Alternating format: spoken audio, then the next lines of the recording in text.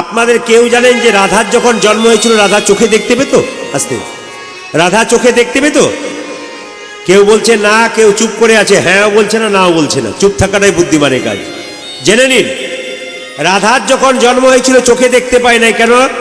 রাধা জন্মের আগে শপথ করেছিল, আমি যাকে দেখব তাকে প্রথম ভালোবাসবো, আর যাকে দেখব সে হচ্ছে ভগবান কৃষ্ণ, তাছাড়া আমি চোখ খুলব না। এই জন্য আপনাদের এখানে ছোট্ট শিক্ষা দিয়ে যাই। আজকে রাত্রিতে বাড়ি যাবার পর আজ রাত্রি থেকে শুরু করুন, 1 মাস ব্যবহার করে দেখুন জীবনটা সুন্দর হয় কিনা। আমি একটা একটা করে বলবো, আপনার মন দিয়ে শুনে নিন, আপনাদের কাজ ভালো হইবে। আস্তে, এই যে শুধু শুনলে হবে না, জীবনে ব্যবহার করতে হবে। যে যেখানে বসে আছেন শুধু কথাগুলো শুনলে হবে না, আপনাকে করে দেখাতে হবে, প্রয়োগ করতে হবে। যেমন কিছু মনে করবেন না, আস্তে, যেমন কবুতর জানেন? কবুতর, আস্তে, কবুতর, কবুতর, পায়রা, পায়রা, একদল পায়রা প্রত্যেক দিন এক ব্যাধ এসে খাবার ছুঁড়ে দেয়, আস্তে, খাবার ছুঁড়ে দেয়, আর খাবার ছুঁড়ে দেয় তাতে জাল পেতে দেয়, আর খাবারগুলো খেতে খেতে জালের মধ্যে পা আটকে নেতাই গৌর হরি বল হরি। এখন একদিন পায়রার দল মনে মনে ভাবলো, আমরা তো মরেই যাব আর বাঁচবো না, এক এক করে চলে যাচ্ছি। দেখুন, মানুষের মধ্যে যদি ঝগড়া হয় তাহলে মোরল বিচার করে, মোরল। তো পায়রাদের মধ্যে একজন মোরল পায়রা ছিল, সে বলে উঠলো, আমার একটা বিচার আছে, তোরা যদি মানবি তাহলে বাঁচবি। বলে কি বিচার আছে? মানবি তবে বাঁচবি। বলে কি? 3টে মন্ত্র তোদের শিখিয়ে দেবো, যদি মনে রাখতে পারিস তবে কাজ হবে। কি?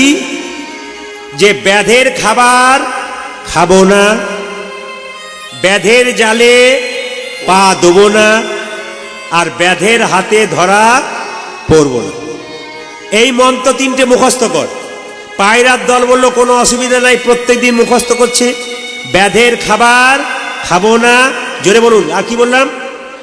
জালে আমরা পা দেবো না, আর ব্যাধের হাতে ধরা দেবো না। আরেকবার বলুন তো, ব্যাধের খাবার খাবো না, আর ব্যাধের জালে পা দেবো আর না, ব্যাধের হাতে ধরা পড়বো না, পড়বো না।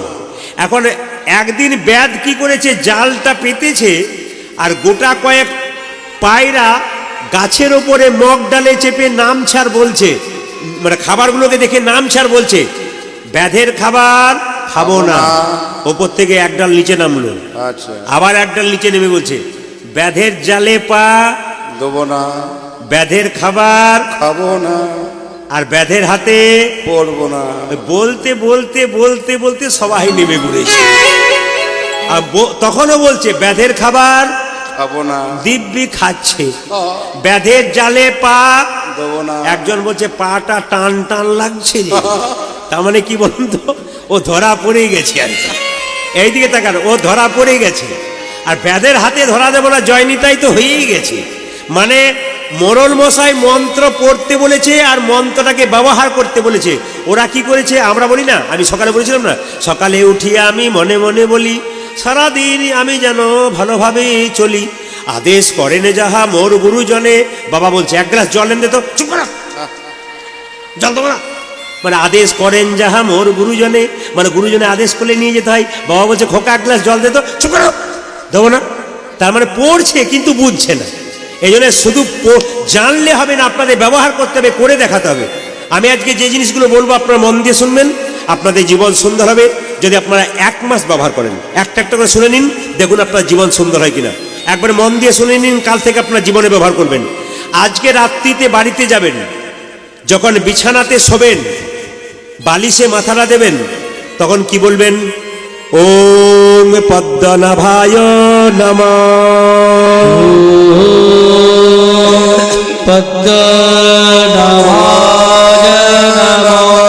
বালিশে মাথা দেবার সময় ভগবান বিষ্ণুর নাম করতে হয়। যদি এটা না করতে পারেন তাহলে বলবেন হরে কৃষ্ণ কৃষ্ণ কৃষ্ণ হরে হরে, হরে রাম রাম রাম হরে হরে।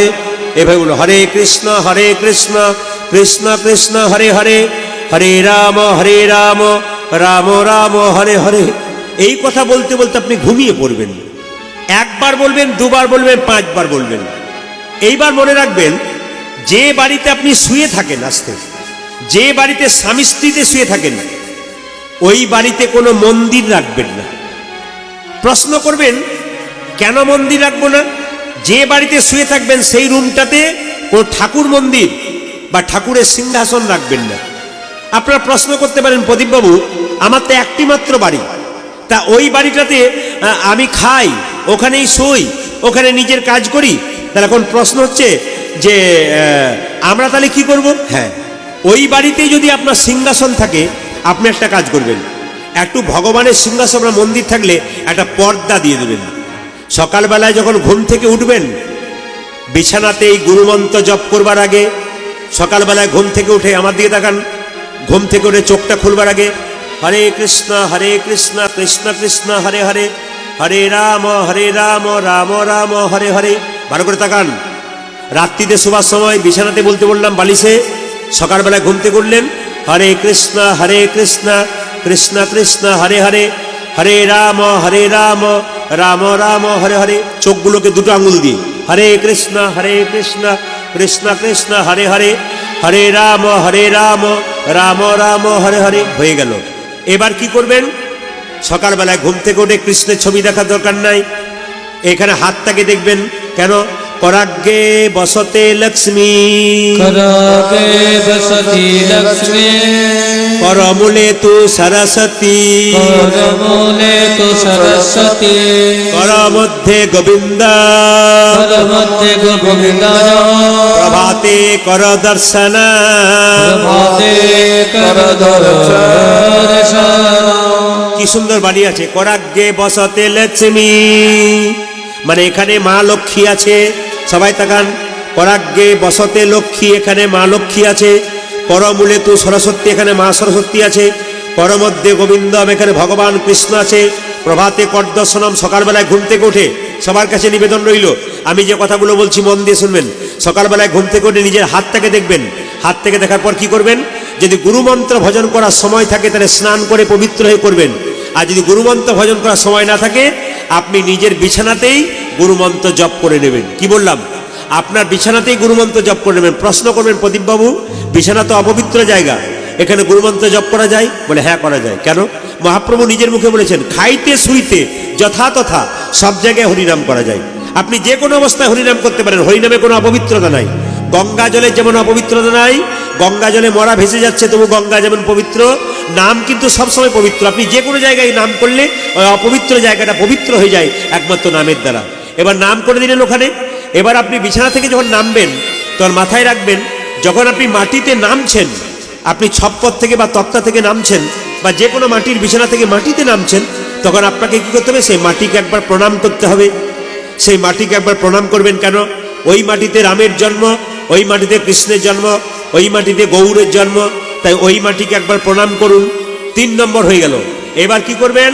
আপনি যখন পাটা নামাবেন, পুরুষ মানুষ তার ডান পাটা আগে নামাবে, বাঁ পাটা পরে নামাবে, ছপ্পর থেকে তক্তা থেকে ঘুমের সময়।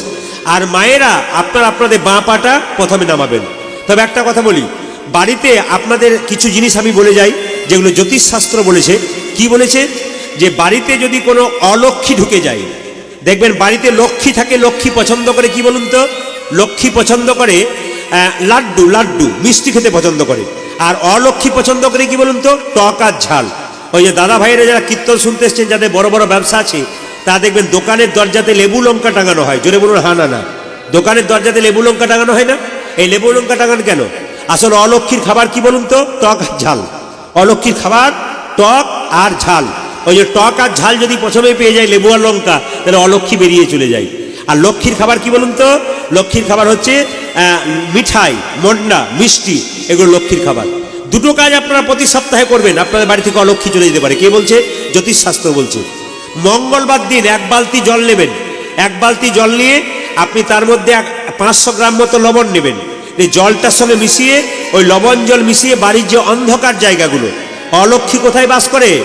অলক্ষ্মী বাস করে বাড়ির অন্ধকার জায়গাগুলো। ছপ্পরের নিচে যে অন্ধকার, তক্তার নিচে যে অন্ধকার, প্রদীপের নিচে যে অন্ধকার, ওই অন্ধকার জায়গাগুলোতে অলক্ষ্মী বাস করে। ওই জন্য ওই জায়গাগুলো আপনারা কি করবেন মায়েরা? ওই জায়গাগুলো আপনারা ওই লবণ জল দিয়ে ধুয়ে মুছে পরিষ্কার করে দেবেন। আর বৃহস্পতিবার একটা কাজ করতে হবে। সে কাজটা কি? 1 বালতি জলে একটুখানি কর্পূর নেবেন। এক বালতি জলে একটুখানি কর্পূর নেবেন। ওই কর্পূর মাখানো জল আপনি প্রতি বৃহস্পতিবার গোটা বাড়িটাকে ধুয়ে মুছে পরিষ্কার করবেন। দেখবেন অলক্ষ্মী আপনার বাড়িতে সহজে প্রবেশ করতে পারবে না। তবে আপনার বাড়িতে অশুভ শক্তি দূর হয়ে যেতে পারে। জ্যোতিষশাস্ত্র বলল, কি বলল? আপনার বাড়িতে অশুভ শক্তি দূর হবে। বলছে যদি আপনার বাড়িতে দক্ষিণ দুয়ারি দরজা থাকে, দক্ষিণ দিকে দরজা থাকে, দক্ষিণ দিকে জানালা থাকে, সন্ধ্যাবেলায় যখন প্রদীপটা দেবেন তখন দক্ষিণ দিকে দরজা এবং জানলা একটু বন্ধ করে রাখবেন। কতক্ষণ? 5 থেকে 10 মিনিট। দক্ষিণ দিকে যদি কারো দরজা জানলা থাকে, জ্যোতিষশাস্ত্র বলছে যত অশুভ শক্তি, দক্ষিণ দুয়ার হচ্ছে যমের দুয়ার, তাই যমের অশুভ শক্তি সব কিন্তু দক্ষিণ দিক দিয়ে প্রবেশ করে। ওই জন্য যদি কোনো বাড়িতে দক্ষিণ দিকে দরজা বা জানলা থাকে, আপনি সন্ধ্যাবেলায় 15 মিনিট কি 10 মিনিট কি 5 মিনিটের জন্য অন্তত বন্ধ করে রাখবেন। এবার কোনো মৃত ব্যক্তি, আপনার বাড়িতে কেউ মারা গেছে, তার জীবন্ত ছবিটা রাখবেন, মৃত ছবিটা রাখবেন না। ধরুন কেউ মরে গেছে, ওই মরে যাওয়ার ছবিটা রাখবেন না, তার আগে যে জীবিত ছিল ওই ছবিটা রাখবেন। ওই ছবি কোন দিকে রাখবেন? না বাড়ির দেওয়ালের দক্ষিণ দেওয়ালে উত্তরমুখী করে রাখবেন। সব সময় মরা মানুষের ছবি, মৃত ব্যক্তির ছবি বাড়িতে দেওয়াল কোন দেওয়ালে রাখতে হয়? পূর্ব দিকে না পশ্চিম দিকে, উত্তর দিকে না দক্ষিণ দিকে? মাথায় রাখবেন, দক্ষিণ দেওয়াল করে উত্তর দিকে মুখ করে ছবিটা রাখতে হয়। এই কাজগুলো যদি আপনারা করতে পারেন, আপনাদের কাজ সফল হবে। বৃন্দাবনে গেলে 3টে জিনিস করবেন না। আস্তে। এরপর থেকে যারা মধুরসে বৃন্দাবন উত্তরপ্রদেশ যাবেন, ভগবান যেখানে লীলা করেছে, ওখানে গেলে 3টে জিনিস, এই যে 3টে জিনিস করবেন না। কি কি? বৃন্দাবনে কেউ চটি জুতো পরে যাবেন না। হরিবাসরে চটি জুতো পরে আসতে পারেন, হরিবাসরে চটি জুতো পরে আসতে হয়, কিন্তু চটি জুতো পরে বসতে নাই। চটিটা অন্য জায়গায় রেখে আসতে হয়। বলে রেখে আসবো, নিয়ে দেখবেন কি হয়। কেন? কিছু কিছু দুষ্ট লোক আছে, নিজের পুরনো চটিটা রেখে দিয়ে নতুন চটিটা ঘর নিয়ে চলে যায়। এরকম লোক অনেকে আছে। না, দরকার নেই। আপনার হরিবাসরে যান, ভাগবত আসরে যান, রামায়ণ আসরে যান, প্রণাম করে বসবেন আর প্রণাম করে উঠবেন। সবসময় নিবেদন হচ্ছে হরিবাসরে বসতে গেলে প্রণাম করে বসতে হয়, আর উঠবার সময় আপনাকে প্রণাম করে উঠতে হয়। বৃন্দাবনে গেলে 3টে জিনিস করবেন না। কি কি? বৃন্দাবনে গেলে চটি জুতো পরে যাবেন না। প্রশ্ন করবেন চটি জুতো কেন পরবো না বৃন্দাবনে? জেনে নিন, বৃন্দাবনে কৃষ্ণ 11 বছর 56 দিন ছিল, কোনদিন চটি জুতো পরে নাই। তাহলে যে বৃন্দাবনের পথে কৃষ্ণ খালি পায়ে হেঁটেছে, সেই বৃন্দাবনে যদি আপনি চটি জুতো পরে হাঁটেন, তবে কৃষ্ণের চরণধুলিকে অপমান করা হয়। তাই বৃন্দাবনে গেলে কেউ চটি জুতো পরবেন না। আপনি চটি জুতো পরে ঘর থেকে গেলেন, যে বাসে গেলেন বাসে রাখলেন, কিংবা আপনি ভাড়া করে গেলেন ওই গাড়িতে রাখলেন, কিংবা যে বাড়িতে বাসা নিলেন ওখানে রাখলেন, কিন্তু বৃন্দাবনের পথে আপনি চটি জুতো পরে হাঁটবেন না। দাদা ভাইদের একটা নিবেদন রইল, বৃন্দাবনে গিয়ে কেউ চুল কাটবেন না, বৃন্দাবনে গিয়ে কেউ দাড়ি কাটবেন না। বলে কেন? না, বৃন্দাবনে কৃষ্ণ 11 বছর 56 দিন ছিল, তিনি চুল দাড়ি কাটেন নাই। দাড়ি তো হয় নাই, কৃষ্ণ 11 বছর 56 দিন, সুতরাং চুল হয়েছিল অনেক বড় বড়, কিন্তু কাটে নাই। তাহলে যে বৃন্দাবনে কৃষ্ণ চুল কাটে নাই, সেই বৃন্দাবনে গিয়ে আপনি চুল কাটলে কৃষ্ণকে অপরাধী করা হয়, কৃষ্ণের কাছে নিজে অপরাধী হয়ে যাবেন। তবে যদি কারো চুল মানত থাকে, আপনি মানত দেবেন, কিন্তু চুল দাড়ি কাটবেন না। তৃতীয়, বৃন্দাবনের কাছে গিয়ে আপনি কৃষ্ণের কাছে কাঁদবেন না। কৃষ্ণ 11 বছর 56 দিন মানে বাচ্চা কৃষ্ণ, ওখানে কৃষ্ণের কাছে কাঁদলে খুব কৃষ্ণ কষ্ট পায়।